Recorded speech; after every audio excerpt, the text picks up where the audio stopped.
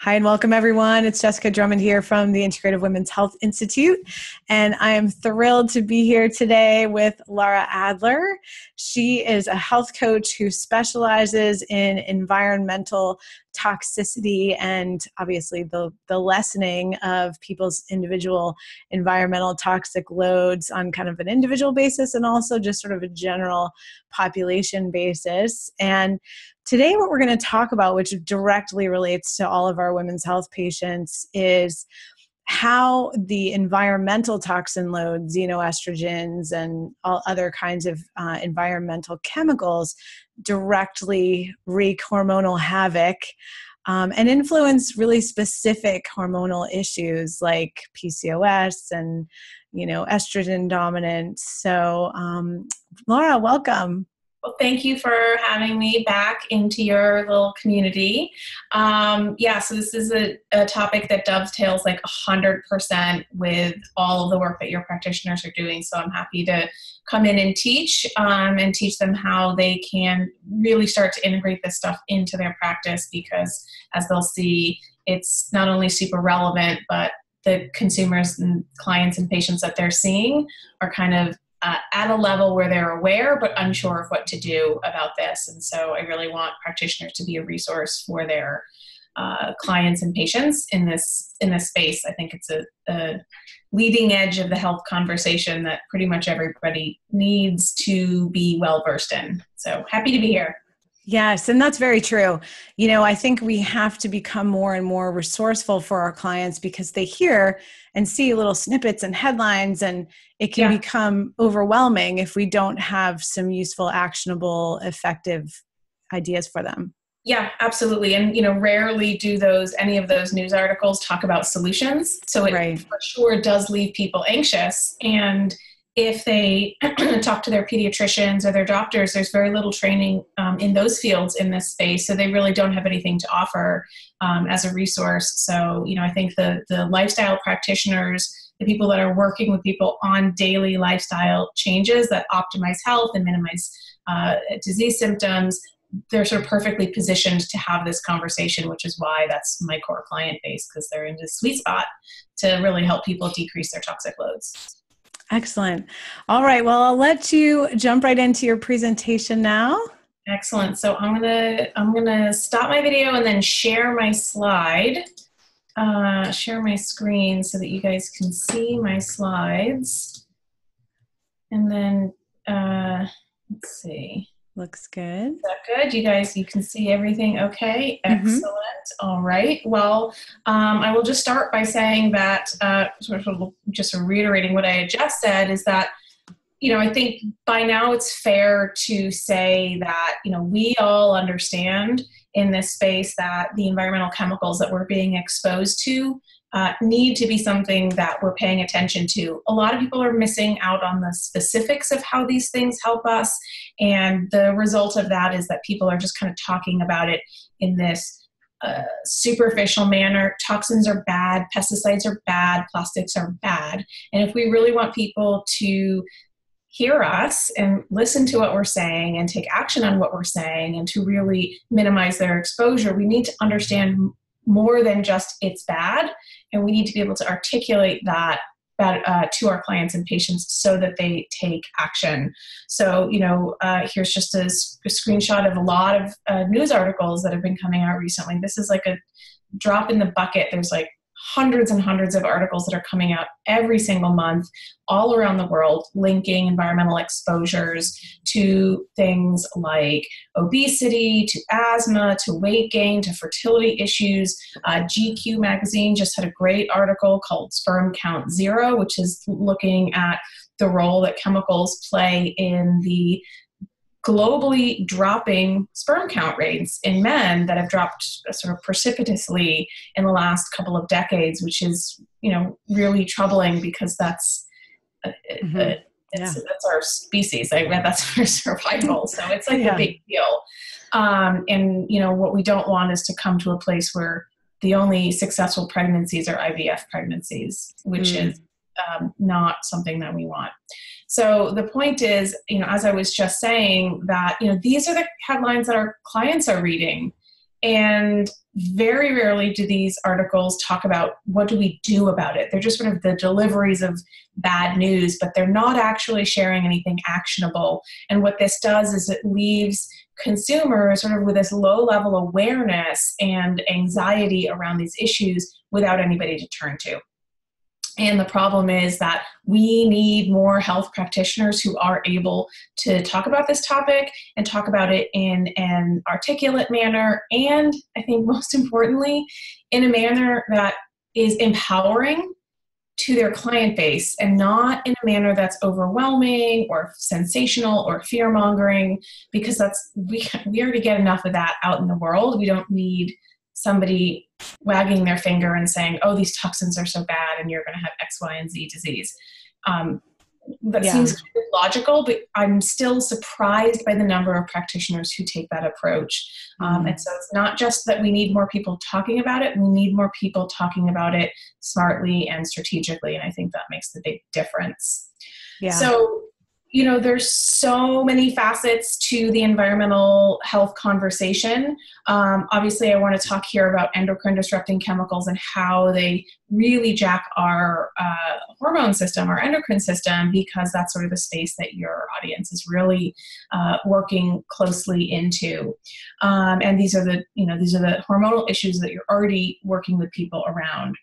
So, you know, most of the exposures to toxins that we're getting, hormone disrupting or otherwise, are actually happening inside the home through the products that we're buying and using every single day that piggyback in our shampoo, our plastic containers, our lotions, our laundry detergents, the water that we're drinking, the paint on our walls, all of these things that we're sort of surrounded by. And, you know, yes, there are environmental exposures that we're getting outside the home, like air pollution and, you know, pesticide drift and those things. But as individual consumers, like, we don't really have a lot of control over that. So it's really challenging to talk to somebody about how air pollution might be contributing to their fertility problems if they have no means of moving from a big, densely populated city out into the country. So all that does is create anxiety if somebody can't do anything about it. Yeah. So it's really why I like to focus on the things that we can do. And there's such a wide swath of things that we can do to decrease our toxic load. And we start with what's inside our homes. And we do that because we actually spend almost 90% of our lives indoors, which is pretty sad. So this was a study a number of years ago, the National Human Activity Pattern Survey, that found that we only spend about 7% of our lives outside. And the rest of it is either in our homes, in our offices, or in our cars, or apparently 1.8% of our time in a bar or a restaurant. This is actually really shocking. I'm surprised by this. It's super shocking. And as somebody who loves the outdoors, I'm going, oh God, like, am I above average or not? Because 68% of our lives are spent inside our home. This is why it's so important to focus on what's actually in our clients' and patients' homes, because it's where we spend most of our lives. So the changes that we can make inside the home can actually be more significant than any of the other changes that we make. So it's a big needle mover to start addressing the stuff inside the home. So super quick overview. My hunch is that a lot of your students, Jessica, are kind of hip to this perspective, but for those that aren't, right now we have about 84,000 chemicals that are registered for use in the US. What's shocking is that the federal government doesn't even know how many of those 84,000 are actively being used. There's no count. Like, that's just how many have been registered, but we don't even know if, like, it's likely that not all of those are being used, but we don't actually know that. Out of those 84,000, only about 200 of them have been fully tested for safety. And I have fully in quotations because you'll see why later that that's not even that accurate. And so typically testing that has been done, even for these 200 or so chemicals, they're really only looking for acute symptoms from high dose exposures. Now, when we're looking at the chemicals that we're being exposed to in and around our homes, unless we're drinking bleach, which we're not doing, and our clients are not doing, drinking shampoo, we're not getting high doses. We're not getting sort of the traditional toxic doses that's going to require somebody to put a phone call into poison control or to roll into an emergency room because they're having an acute reaction. That's not what we're getting. We're getting chronic low dose exposures, but the testing is always done using looking for acute symptoms from high exposures. So that's a pretty big problem. Mm-hmm. So, these chemicals are not just found inside our homes, they're migrating from our homes and the products that we're using into our bodies. So the CDC's fourth report on human exposure to environmental chemicals, there was actually an update to this in 2017, but this was the year that the fourth report came out. And this is actually measuring the levels of these chemicals found in consumer products inside the the population of the U.S. Through our sort of ongoing human biomonitoring studies that the CDC does, primarily through their NHAPS study. Mm-hmm. And so, obviously the presence of a chemical inside of us isn't automatically, presence does not mean causation. It's not quite the same thing. But we are finding that these chemicals are inside us, and we are finding that there are health effects. So this fourth report found more than 212 man-made chemicals. Some chemicals are found in 98% of people. So that means that our exposure is ubiquitous. And that's also a problem. And so, when we start looking at the levels of hormone-based chronic health issues, which is a lot of them, these puzzle pieces start to snap into place, and we're starting to go, oh, well, then that makes sense that people are having skyrocketing thyroid issues. It makes sense that we're having fertility issues. It makes sense that we're having estrogen-dominant based conditions. Yeah. So, that's why this is so important. So, like I said, while not all chemicals are bad and the presence of a chemical doesn't automatically mean it's dangerous, there's a massive, massive body of literature that directly and clearly shows that many of these chemicals are harmful in a lot of ways. And this is literally just a tiny fraction of the ways that they can affect us. So, current research is showing that exposure to chemicals in our environment, particularly our personal environments, are linked to hormone imbalance, which we'll talk more about today. And as you can see from this list, a lot of these things are related to hormone imbalance: uterine fibroids, PCOS, insulin resistance, weight issues, diabetes, obesity, infertility, endometriosis, depression, anxiety, even things like brain fog, certain types of cancers. All of these have a hormonal component. This is pretty much a fairly inclusive list of the kind of things that people are experiencing that's causing them to seek out practitioners who can help them in the first place. So if we're seeing these kinds of things in our practices and we're approaching it from the perspective of, nutrition, good nutrition, appropriate fitness, lifestyle modifications that might include stress reduction and improved sleep, like all those things are pieces of the puzzle, but this is all, the environmental toxins is also a piece of the puzzle. So, from a quote holistic perspective, if we truly want to be holistic practitioners, this is part of that puzzle that we really need to address. In 2010, the President's Cancer Panel produced their report, Reducing Environmental Cancer Risk, What Can We Do Now? And they declared that the true burden of environmentally induced cancer has been grossly underestimated. And they went on to say that the American people, even before they are born, are bombarded continually with myriad combinations of these dangerous exposures. The panel urges you most strongly to use the power of your office to remove the carcinogens and other toxins from our food, water, and air that needlessly increase healthcare costs, cripple our nation's productivity, and devastate American lives. So I like to share that quote because I think it's pretty strongly worded, that this is something that we need to do. This was, at this point, getting near 10 years ago. This is not a report that is like, oh, whatever, it's just the President's Cancer Panel. This is a big deal report. And unfortunately, we haven't really moved the needle too much on the what can we do now. Well, and I agree that, that's a really strong language for academic researchers. They never talk like that. So that's, and it's frustrating because clearly there hasn't been a huge shift since this report. No, and I also think, and I think, you know this, and Jessica, you and I have talked about this, there's that, 15-year lag between the research and what actually makes its way into clinical practice for most medical practitioners.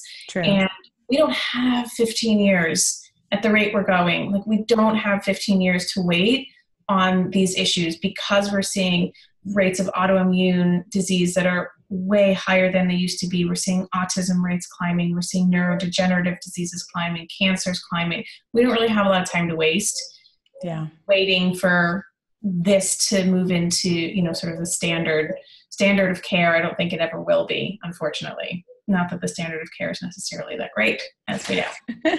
Right. But moving on. So anyway, so the National Institutes of Health defines an endocrine disruptor as a chemical that can interfere with the body's endocrine system and produce adverse developmental, reproductive, neurological, and immune effects in both humans and wildlife. The Endocrine Society statement or definition of an endocrine disruptor is an exogenous or non-natural chemicals or mixture of chemicals that interferes with any aspect of hormone action. So there's a subtle difference in the language between NIH and Endocrine Society that I think is important to point out, and we're going to explore some of the reasons why. So if you notice, the NIH definition includes the word adverse. I can move back up to that. Includes the word adverse, which has been a point of debate primarily because the EPA defines adverse as any effect resulting in anatomical, functional, or psychological impairment that may affect the performance of the whole organism. So in practice, this term typically applies to overt symptoms of toxicity that can be measured immediately in lab or in research studies. So things like sudden weight loss, altered organ weight, organ shutdown, tumors, death, that's kind of what they're thinking of an adverse reaction.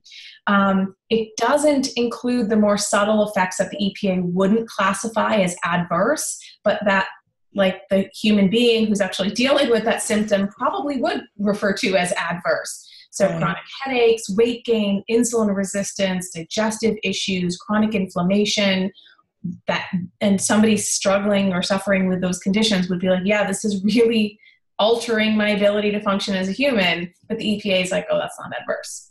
Yeah. So these types of symptoms that have been dismissed by the agencies that regulate chemicals in commerce are all of those subtle symptoms. And we'll dive into more why that's a mistake. But I really like pointing that out because the Endocrine Society, this is their whole sphere, is just looking at the endocrine system. And they recognize that the effects of endocrine disruption can manifest in symptoms that are incredibly life-altering for the people experiencing them. But if we're looking through the lens of traditional toxicology, none of those symptoms count. They just get dismissed. So, we wonder in the medical space why people, and, it's not just women, obviously, that have hormonal effects from exposures, it's men as well, but why people are so dismissed in the medical community. Oh, it's no big deal. It's not adverse. Right. You're fine. Which is just super frustrating. So, right. So this is, this subtle difference really does affect the way that chemicals are regulated, which is why we're being exposed to all the things all the time. So as you guys know, I'm sure you guys have this nailed down pretty solid, but endocrine system made up of a bunch of all of these glands distributed throughout the body, and they produce one or more hormones. And these glands include the pituitary, the pineal, the thyroid, parathyroid, hypothalamus, pancreas, adrenal, and the ovaries, and the testes. And together, all of these glands and the hormones they produce regulate just about every single body function, from fetal growth and development to puberty, metabolism, energy production, reproduction, stress response, immune function, how somebody is sleeping, even somebody's mood. So it regulates all the things. So we don't want things that are going to mess with any of these sort of thermostats. So hormones are natural chemicals produced inside the cells within these glands, and they act as messengers in the body. They are that sort of line of communication between our endocrine tissues and our actual body tissues. These sort of messenger signals are passing through the body or being released into the body at really minuscule amounts, right? At parts per trillion, parts per billion levels of estrogen or testosterone. They're not large quantities, but we all know the effects that these really, really tiny levels can have.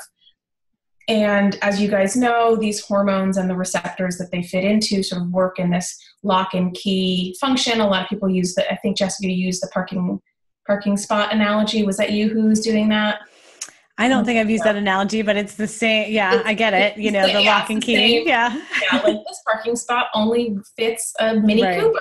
Oh, yeah. Uh-huh. Like, you know, that's all it's supposed to fit. So your estrogen receptor is really only meant to dock estrogen in that receptor. And the problem is that we have these hormone mimicking chemicals that structurally look nearly identical to the natural hormones in the body. So, endocrine disruption is primarily happening through one of three or multiple of these sort of pathways. It's either mimicking or partly mimicking natural hormones. They're blocking natural hormones from docking into those receptors, and they interfere with the way that hormones and their receptors are made and controlled. So, here's an example of some hormone mimics and how very similar the molecular structure of these chemicals is to estradiol. So diethylstilbestrol, bisphenol A, and polychlorinated biphenyls are all endocrine disrupting chemicals that mimic estrogen in the body. And their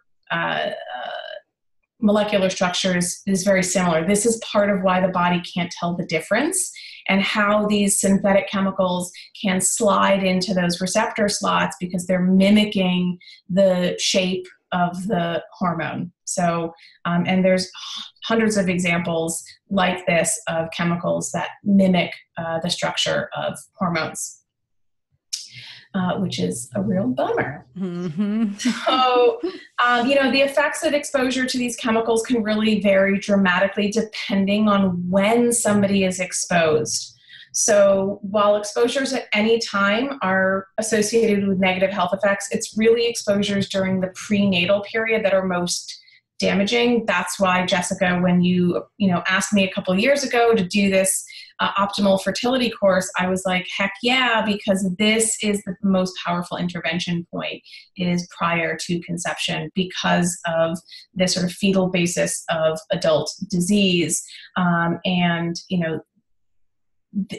These prenatal exposures to environmental chemicals can actually dictate the likelihood of disease development in adulthood. Wow.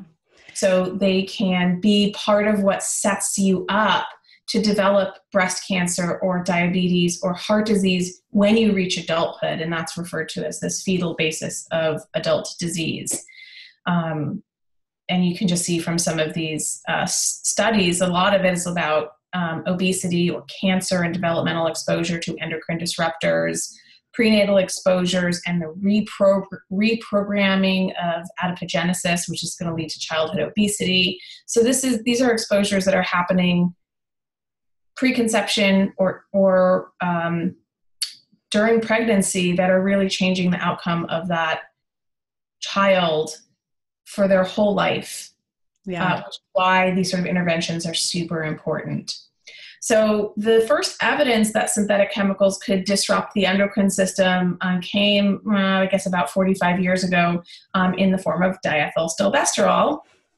which was a drug that was prescribed to millions of pregnant women from the 1940s through 1971-ish, depending on what country somebody lived in, through the mistaken belief that it would prevent a miscarriage. Now, in the early 1970s, it was reported that young girls who had been exposed to DES in utero had higher likelihood of developing rare vaginal cancers. And by 1975, I think that was sort of the cutoff for all the countries. It had been pulled for use with pregnant women, but at that point, as many as 2 million people were exposed, both directly and indirectly while in utero. And the risk of developing vaginal cancer for those what are referred to as the DES daughters, so the women that were born of mothers that were exposed to DES, their risk of developing vaginal cancer was a 40-fold increase if that woman was exposed to DES while in utero.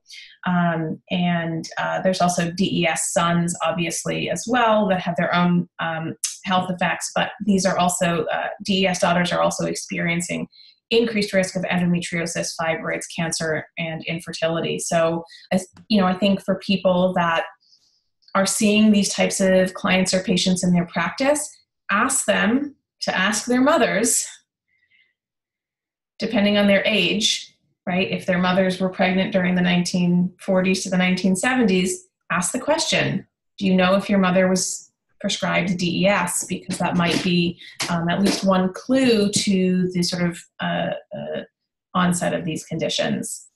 And I think it might be interesting to have that as a part of questionnaire, especially when we're looking at patients with lichen sclerosis or other vulvar dermatology issues, because a lot of that is precancerous, and yet, there's not a lot of difference in what it would actually look like. So it would be something that you would, would just heighten the potential risk if somebody had been exposed to this in utero. And those women are now, not that much older than me. They're approaching menopause. They're in their 50s and 60s. Yeah.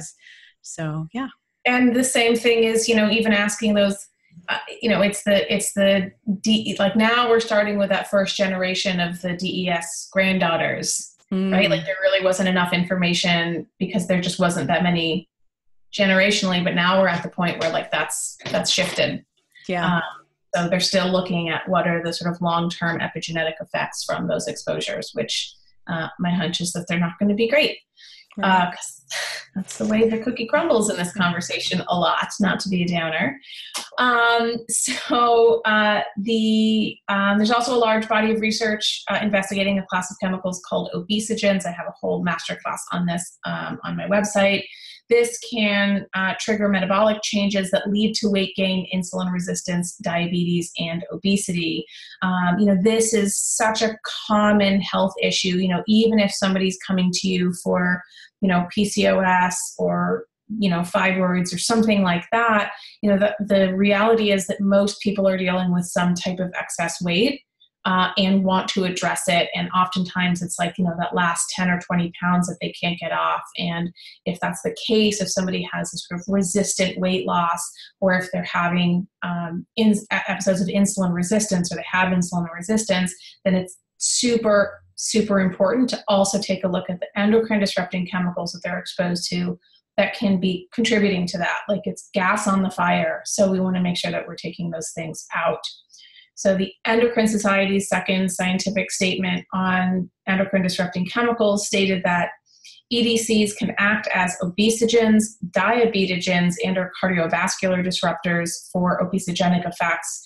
EDCs act upon adipocytes and the brain to induce obesity, which generates insulin resistance, glucose intolerance, and dyslipidemia, and greatly increases the susceptibility of type 2 diabetes and cardiovascular disease.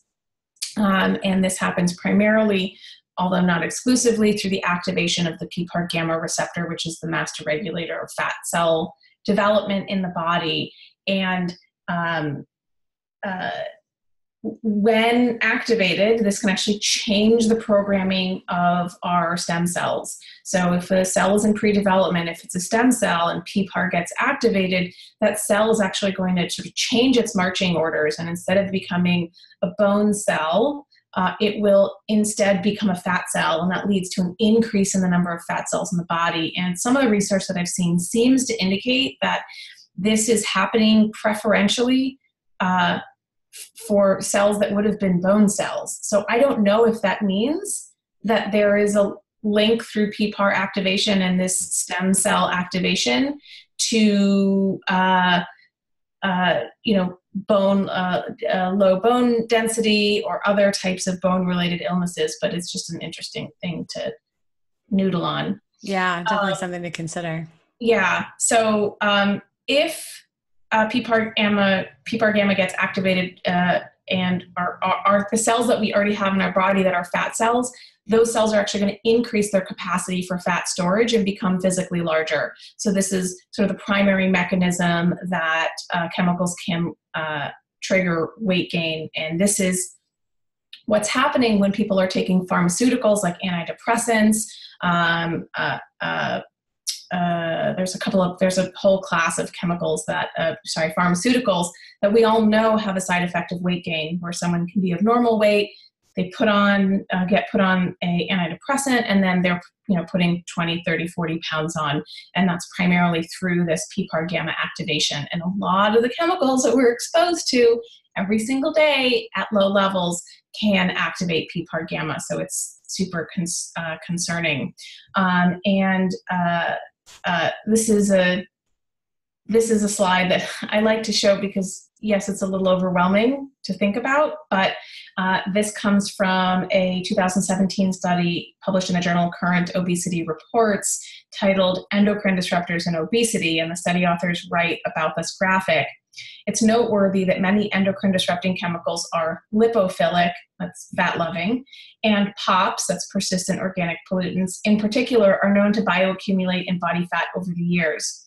It is therefore plausible that the link of obesity to disease relates not just simply to the deposition of fat, but to the increased retention of lipophilic pollutants in the greater volume of fat. So we know that conditions like overweight or obesity can lead to other chronic diseases. And what this study is putting forth is the idea that it's not the weight that's causing the obese person to have a higher risk of other diseases. It's the toxins stored in that person's fat that are actually what are causing those other diseases. And the more weight somebody has, the more toxins that are going to be in the body, which I thought was so interesting as a sort of theory, that it wasn't just the weight itself that was the mechanism for triggering these other diseases. It was the toxins in that fat.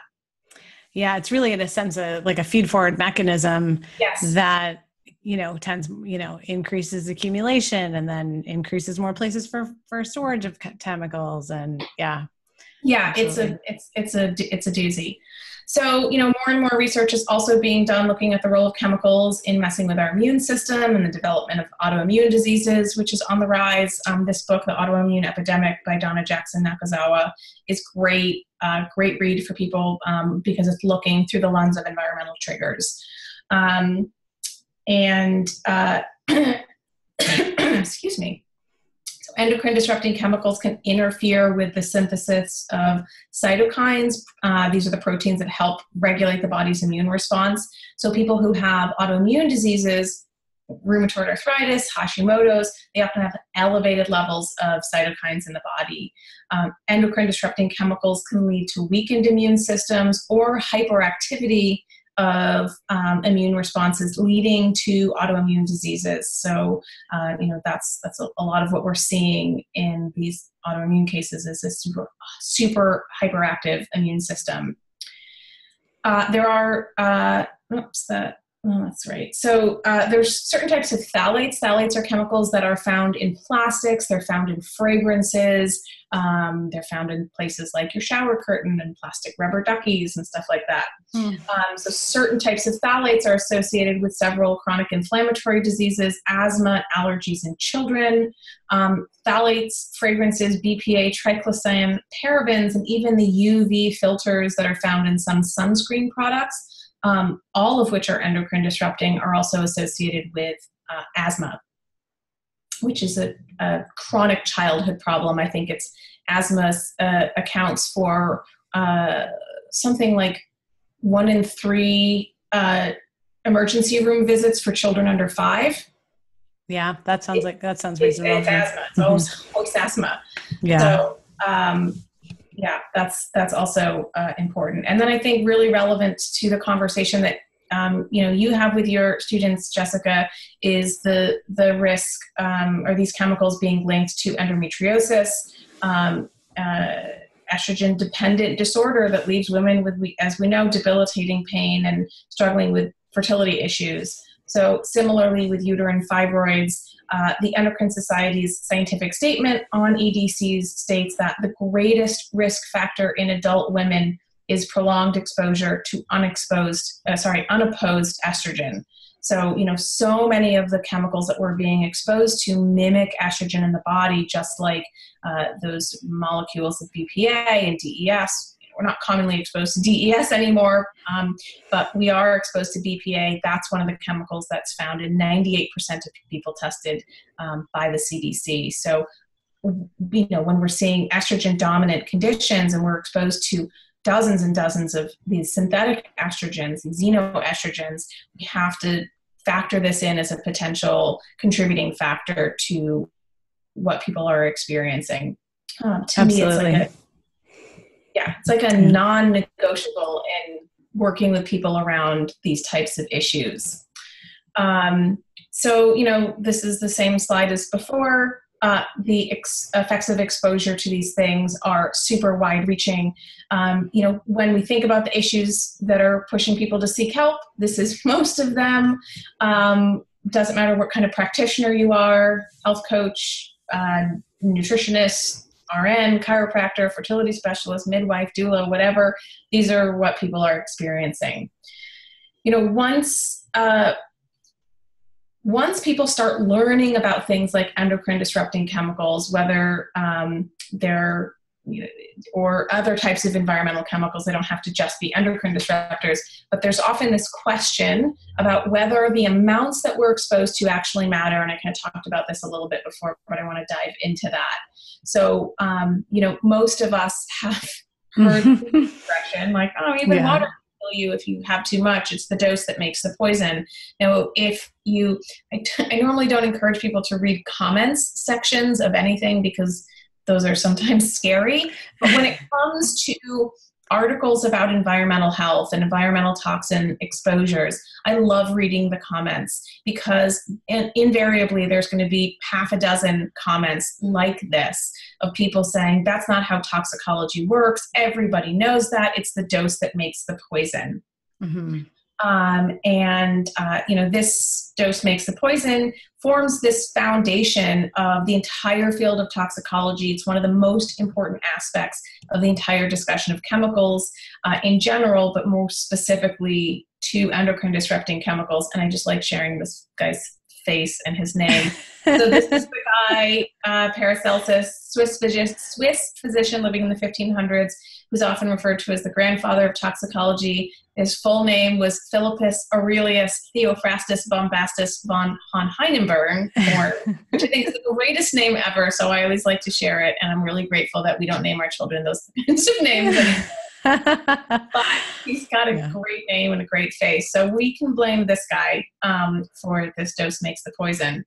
Anyway, the logic here follows that the greater the quantity of a chemical or substance that you're exposed to, the greater the harm or the effect, the less exposure that we get, the less effect that it is, and that these things are pretty consistent and they are predictable. So radiation, for example, is something that follows the dose makes the poison rule. Small amount of radiation we get from just living on a planet or eating a banana, or maybe even, getting a dental x-ray. Like, it's not great, but it's not going to kill us. Mm-hmm. Yet we get a very high dose of radiation through something like Chernobyl, Fukushima, and it will absolutely kill us. So, we don't want to say that the dose makes the poison is not true. It's just not always true. The dose makes the poison is usually represented something like this. This is a linear dose response curve or a monotonic dose response. And this is what even water can kill us if we have too much of it, looks like plotted on a graph. Mm-hmm. So when we see people saying those kinds of things, they're really just subscribing to this foundational dogma of what toxicology is built upon. They just follow that all dose response curves are monotonic. That's their line, and they're sticking to it. However, the field of endocrinology and pharmacology are going, not so fast. It doesn't actually look like that, which I think is really interesting, that these sort of disciplines of the sciences don't really communicate, and they don't seem to get along very well. True. It is what it is. So in basic terms, toxicology studies are going like this. Chemicals administered to a lab animal, usually a rodent, can also be, amphibians or insects like a fruit fly, at doses that are hundreds or thousands of times higher than what anyone would encounter in real life. Then they pick a handful of smaller doses, decreasing in size, and those are also tested until they find the lowest level that they see an adverse effect, which is the low L level. And then the research just kind of stops. And they're like, well, we don't see anything below that, or maybe they'll look for the no L. They decrease the dose until they see no observable, quote, adverse effect. Right. So what they're looking for are adverse effects. So no smaller doses are tested. First, the adverse effects, this is what I was saying earlier, that toxicology is looking for, is they're looking for changes in organ weight, organ failure, cancers, death, tumor, infertility, or inability to reproduce. They're looking for those types of adverse effects. They're not looking for slight alterations in immune function, things like insulin resistance. They're not testing for, and they're not looking at low doses or the effects from long-term low-dose exposures. So the assumption here in toxicology is that the small doses don't matter. But when it comes to the endocrine system, we already know that the endocrine system is designed to respond to these infinitesimally small amounts of hormone in the body, parts per trillion, parts per billion. That's normal. And we also know that there's a finite number of receptors for our hormones. So, this logic that small doses don't matter just doesn't seem to make sense for this area. In the study, Hormones and Endocrine Disrupting Chemicals, Low Doses and Non-Monotonicity, which was published in the journal Endocrine Review in 2012, states that low doses of a chemical could affect expression of a hormone receptor in the hypothalamus, an endpoint not examined in high-dose toxicology testing, and high doses could similarly affect the same endpoint, but are likely to be unreported because high doses are rarely tested for these kinds of endpoints. Thus, the presence of low-dose effects makes no assumption about what has been observed at higher concentrations.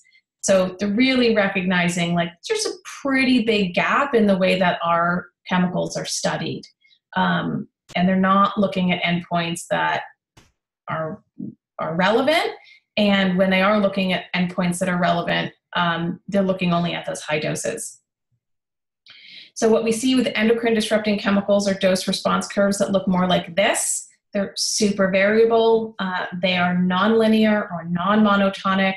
They are curves that are varied and unpredictable. And that, I think, is the rub in the face of toxicology. Not to say that there's not value to that field of science, but when it comes to endocrine disrupting chemicals, they're super missing the mark, which is really frustrating. So we can see that, as the dose increases, the response can change direction. It can just go, whoop, no response at this level, at this other level, huge response. We can't test at a high level and then just make the assumption that the low levels are going to behave a certain way, but that's what toxicology does. Frederick von Saal, he's a professor of reproductive biology in the University of Biological Sciences at the University of Missouri in Columbia. He's a man that is probably the most published author of studies looking at endocrine disrupting properties of BPA, bisphenol A. He's found more than 100 different studies on BPA that have found significant effects before that lowest observed adverse effect level that toxicology is testing.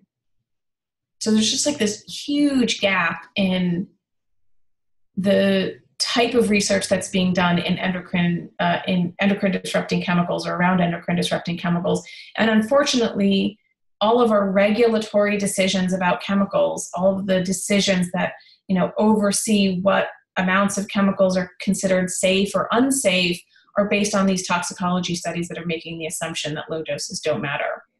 So there was just an article that was published a couple of days ago, pointing to a study on BPA. They were doing a human study on BPA to see what the exposure effects were at levels that were 50 times, I think it was 50 times lower than what the EPA considers our safe daily dose. And they actually had to stop the study because they started to question the ethics of the study because people were having measured effects. Wow, that's pretty intense. And so, super intense. What I think is really important to sort of pull this back to how we can share this with our clients without freaking them out is that, we just have to recognize that we have to worry about these exposures and that there are so many things in our own homes that we can switch out to lessen. So yes, and that's the whole point, really. But I think that understanding the sort of mechanics behind it are really helpful in talking to people who do have that sort of knee-jerk reaction of saying, yeah, but aren't the small amounts of chemicals that are in my shampoo totally fine? Yeah. Which is, and I think it's also helpful for us to understand, so we have a level of urgency that this is as important as, the nutrition and the mindfulness and the movement and everything else that we teach. Totally. So Vomsal's work, Frederick Vomsal, basically states his work reinforces the reality that low doses, at least about chemicals that are endocrine disruptors, quote, act in ways that are totally unpredicted by the traditional approaches of toxicology, which means that we're missing the mark. So pharmacologists and endocrinologists totally get this. Again, all of our regulatory decisions are based on the toxicology approach. So endocrine disrupting chemicals like hormones do not follow the dose makes the poison rule, which likely means that the levels we're currently exposed to, the toxicologists consider safe, may not actually be when it comes to these hormone mimics. So earlier I mentioned there's 84,000 chemicals registered for use. To date, the EPA has identified approximately 1,000 chemicals that act as actual or suspected endocrine disrupting chemicals based only on their ability to bind to 3 hormone receptors, estrogen, androgen, and thyroid. But we know that there's a lot more hormones than just those 3. Right. And hormone binding isn't the only mechanism. So what that tells us is that 1,000 that's been identified is literally just the tip of the iceberg. So there's a lot of the exposures that we're getting are affecting us in these ways. As if a single exposure wasn't bad enough, they also seem to have synergistic properties. So the effect of 2 endocrine disruptors together is sometimes greater than the effect of each individually. And in real life, we are never just exposed to one. We're exposed to dozens and dozens every single day, which is why I teach people practical avoidance. Like, what do we do to start avoiding these things? And since that's our goal, let's just kind of identify what we are being exposed to so that we know where to look to a certain extent. So here is a short list of the most common endocrine disruptors that we're exposed to, and I'll kind of walk through where they're found. So PCBs are found primarily as a contaminant in seafood and other animal products. So this is our tunas, sharks, king mackerels, our big ocean-dwelling fishes have high levels of PCBs.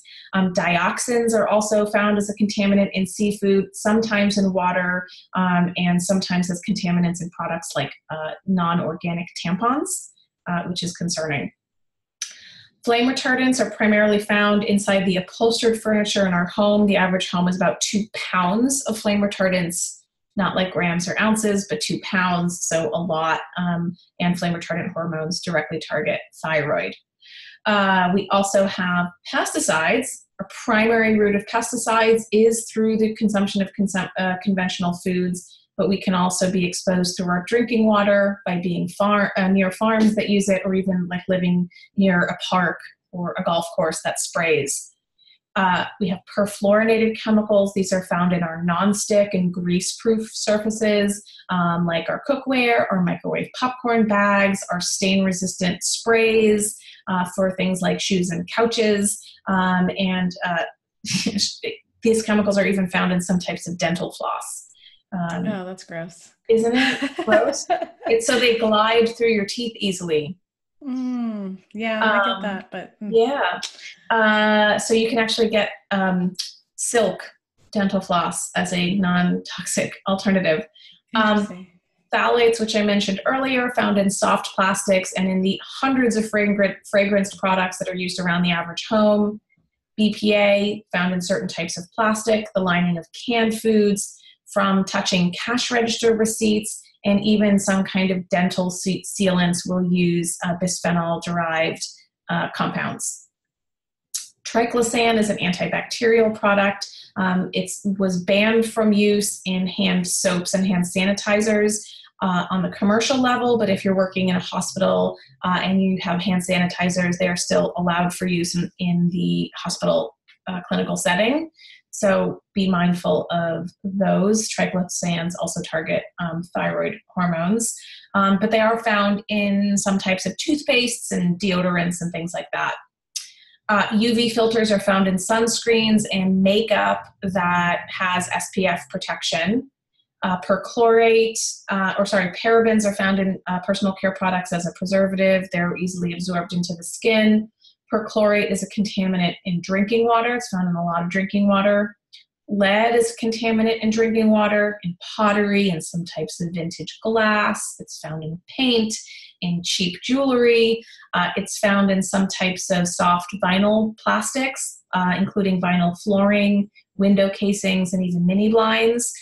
Not all of these things are a major health risk. Like your mini blinds, provided that you're not touching them all the time or like putting them in your mouth, are not as big of a deal as some of the others, but they're still sources of exposure.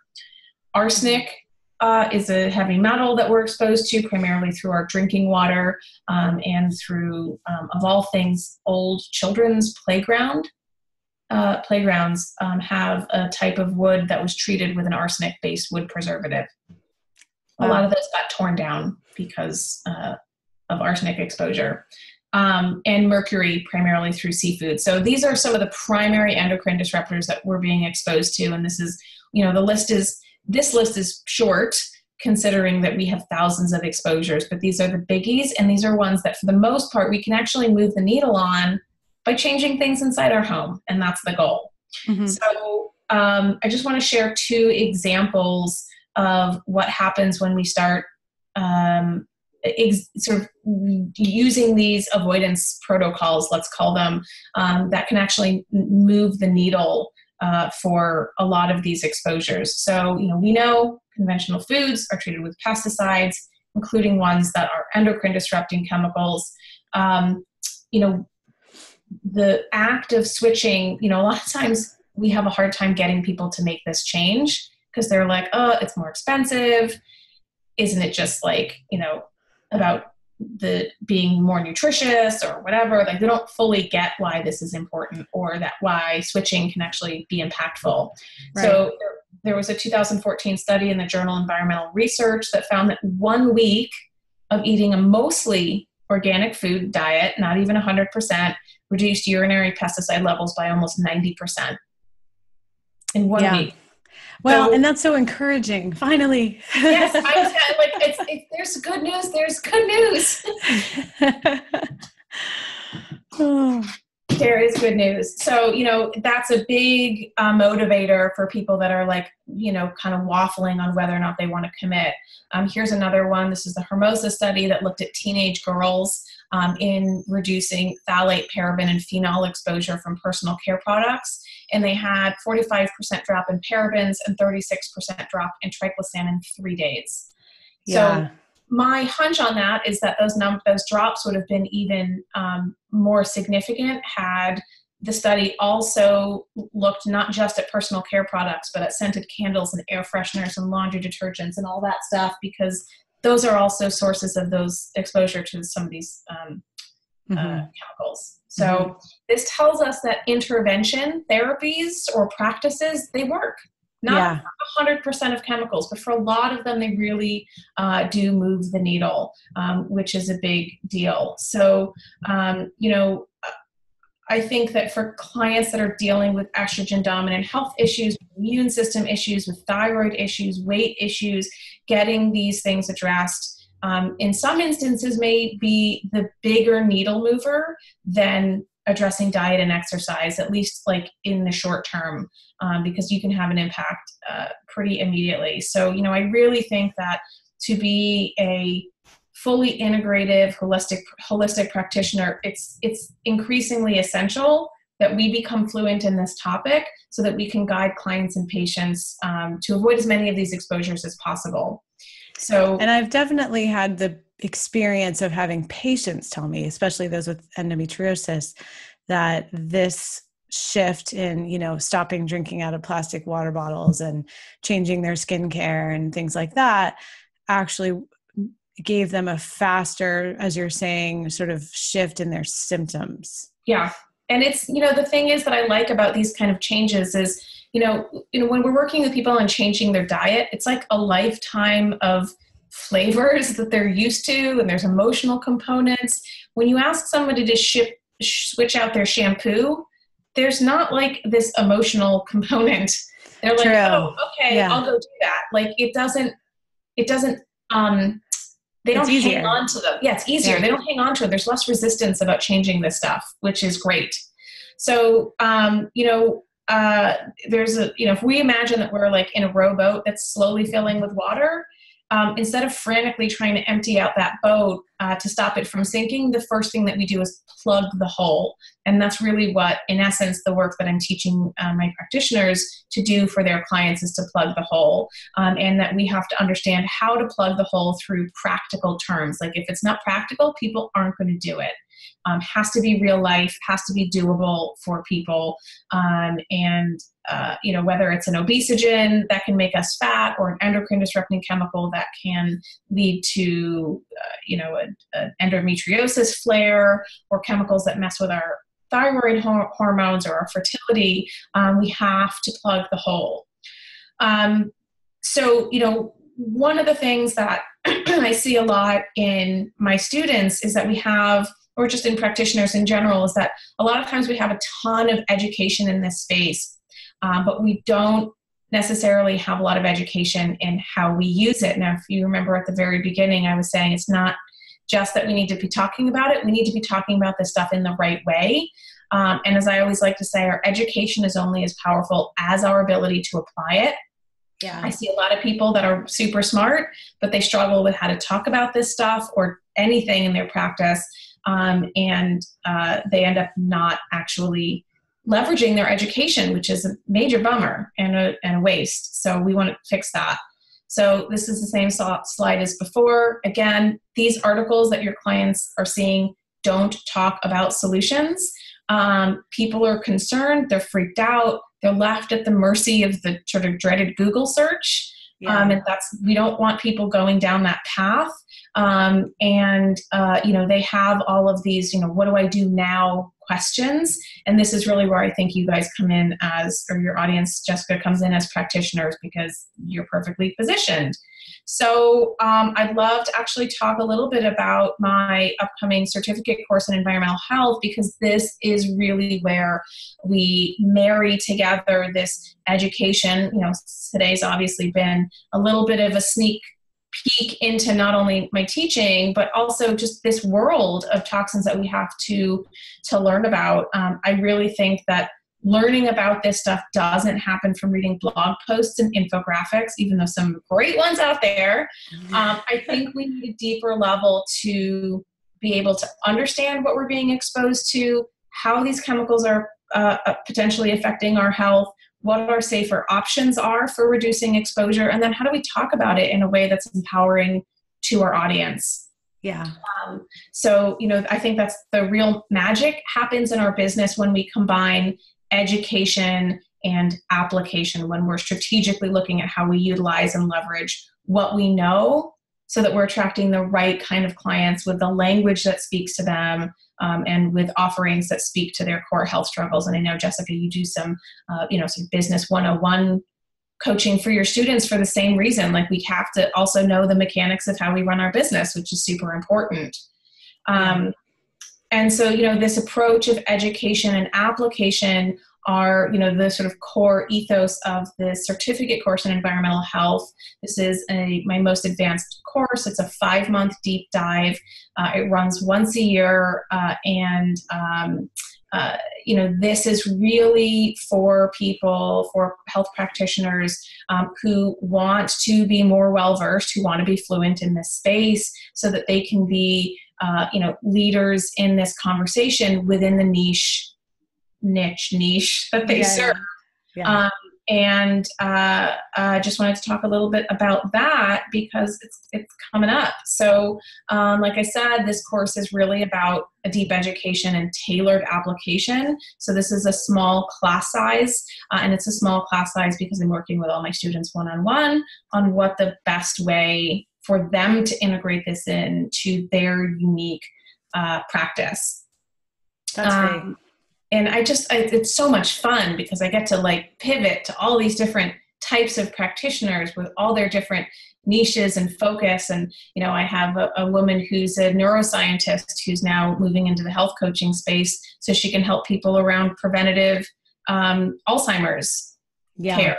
That's great. Because that's what she studied as a neuroscientist. So there's just some really amazing type of people that move into this. So, on the education side of that education application topic, we have what I call the macro and the micro. So I'll just kind of break this down quickly. So the macro is looking at this sort of intersection between science and industry and public policy. We look at the history of the EPA and our federal policy and policy in the European Union around environmental chemicals. We look at things like the Stockholm Convention, industry front groups, principles of toxicology, so we kind of expand on what we did today. And we're looking, again, at that sort of dose makes the poison. We look at research methodologies, epigenetics, detoxification, and we do that because it's this side of the conversation that allows us to have a very strong and credible voice in this space. It's not just about saying pesticides are bad and plastics are bad, and I found that with this type of foundation, it gives us a well-rounded look at all of the areas of the sort of environmental health world that are important to discuss. In the micro side of things, that's where we're really looking at this sort of 360-degree spin of what we're exposed to in and around our homes, home construction, air exchange, things like asbestos. We're looking at our flooring, we're looking at bedroom, what's on our mattresses, our textiles, personal care products. You can see all the stuff on the slide here. And it's really just, not all of the things on this list are things that we can easily change. Like, we can't change what the flooring is in our house quite readily. Mm-hmm. But from an assessment standpoint, if it's important for us to say, oh, your clients have been getting headaches, or there's, increase in insomnia or chronic inflammation, and come to find out they just had a room renovated in their house. Mm-hmm. And that might be a big part of what's going on for them. Yeah. So we're doing this sort of macro micro look. This course, we do that through our 16 core classes, and then we have some elective classes for bonus elective classes. The other core piece of this outside the education is that application side. This is what I mentioned earlier with the small business coaching and working with people to sort of strategically guide them towards how to best articulate this and weave this into the work that they're already doing. So I'm just going to zip through some of the ways that we do that. We actually have a 2-day live virtual intensive where we are really diving into, establishing your niche if somebody doesn't already have one, or really honing in and refining what they're doing, because this really does lay the foundation of what it is that you're going to be creating in our time together inside this course. Your niche really forms the basis of who you talk to, how you talk to them. If we want to talk about toxins, we have to push it through the lens of who our audience is, and that's going to be different, because the way we talk about toxins, if our audience is dealing with PCOS and endometriosis, might be different if our focus is around weight issues or thyroid imbalance. So we want to really customize that, and we start that process here in the 2-day intensive. We have continued business intensives throughout the 5-month course that kind of pick up the threads of what we did during that time and really help you develop strategies and really thoughtful ways to integrate this in a way that makes sense to your clients and to your business. We have Q&A calls. I think those are pretty self-explanatory. We also do these things called hot seat calls, which are super fun. These are the cure for the marble mouth. This is when somebody asks you to share something that you know, and you're like, oh, I got this. And then you end up saying something like, oh, toxins are bad, BPA bad, and you kind of Right. lose your ability, you stumble over your ability to articulate. And this is a real, as I say here, a real confidence shredder. And so one of the things that we like to fix inside this class. We also have 2 hours of private coaching. So every student in here gets to work with me one-on-one on, whether it's refining the language for a program that they're using, or they're going to be launching, or opt-in copy or anything like that, especially in obviously in the toxin space, but not limited to that. So it's a super fun and super engaging part of this course that really has been a game changer for a lot of people. So is what one of my clients, Mary, had said, that the business component of this class is not to be underestimated. It's the only course I know that combines both the academic piece of environmental health toxicology with the business piece, and just sort of reiterating what I said, that you can have lots of academic knowledge, but if you can't translate it in a way that clients can understand and relate to, and that actually reaches potential clients, then that knowledge is pretty much useless to you professionally. And that's really what we want to change. So this course has some homework assignments, and you actually get 30 CEUs from NANP, which is actually enough to fulfill your requirements for 2 years. That's great. NANP, and we do that in 5 months. There's a Facebook group, there's monthly curated news headlines, there's some done-for-you guides, whole home assessments, and environmental health intake forms. So, as we were talking about asking your clients that might have some specific health issues, whether or not their mothers were given DES, we have an environmental health intake form that you can sort of merge into whatever health intake form that you already have. So, we also have some guest experts talking about food and EMF, and we're going to have somebody coming in on mold. So there's lots of really awesome stuff in this class. And we have a $500 off deal on this course until September 23rd. So that would be a $31.97 or a $703 installment plan for 5 months. And if you are interested in checking out this course, you can head to bit.ly, so bit.ly/IWHI toxins, to check out that course. I'll just kind of end and wrap up by saying, why I'm passionate about teaching this information and helping you use it is the following. In the nutrition space, I think we're all horrified when we learn that the average medical doctor typically gets between 19 and 21 hours of training in nutrition. Mm-hmm. For environmental health, that number is actually worse. So medical schools on average offer only 7 hours of training in this enormous subject, if they even offer it at all. And not all programs teach about environmental health, which means that most medical doctors have absolutely no or very limited understanding of where these environmental threats are present in our lives or how to avoid them. And again, there's still that 15-year gap between the research and what's happening in practice. Yeah, and I just want to make two comments before we wrap up because I do have to get my little one off the bus. I don't want her Oh, yeah, to we need wandering that. the streets.